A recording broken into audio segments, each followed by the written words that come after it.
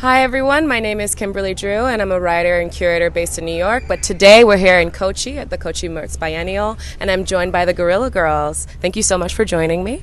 Thank you. So my first question for you is, what does it mean to be in the Kochi Biennial, and could you talk to me a little bit about the work that we're standing near? Well, it's great to be here. This is our first time in India. Our work was chosen by Anita, and it covers the whole range of the work that we've done, from work that's about reproductive rights to sexual violence to some really wonderful translations of our work into Malayalam. And when you were selecting the works for this biennial, could you tell me a little bit about that selection process, because you guys have such a huge body of work? This was a conversation with Anita and over Skype over months. But what was great was she had the idea. We love doing things outside. That's always been our main love.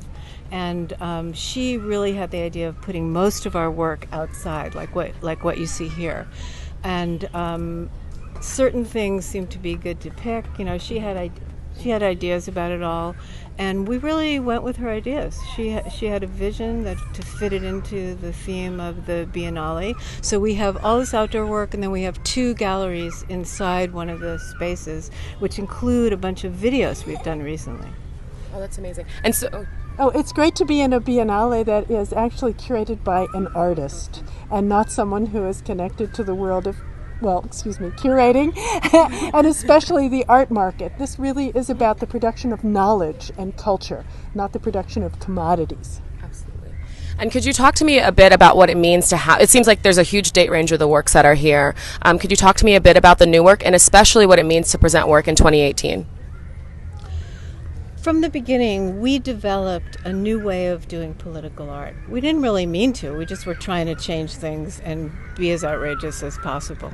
But we never point to something and just say, this is bad. We take on part of an issue and use facts, humor, and often outrageous visuals to present it in a way that hasn't been seen before, and maybe will change people's minds. So we still do that. The world changes all the time, the issues change all the time, but we still use that creative strategy. We bring it to bear on every issue that we deal with. Our latest work is about how a museum can write a wall label for an artist who's a sexual predator. And it has to do with allegations against Chuck Close. And that was very controversial in the United States. It's not in this show, but you talked about what's it like to do something right now. And it's really interesting that we found something that is controversial still. We want to provoke, we want to get people to think about things, and we want to change people's minds. We want to be transformative. And this is a bit of a simple question, but I'd love to get your take on it. This is my last question. What is it, and you kind of hinted at it earlier, but what does it mean to be curated into a biennial by a woman artist? Well, it's happened to us once before, we have to say, which was the Venice Biennale in 2005. And like the art world itself, the world of biennales has very few women directors, women who run everything, women curators.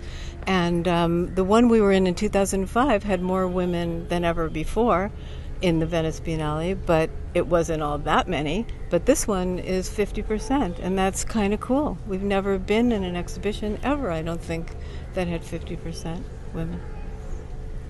That's amazing. Thank you both so much, and we hope that you'll come see the works. Great.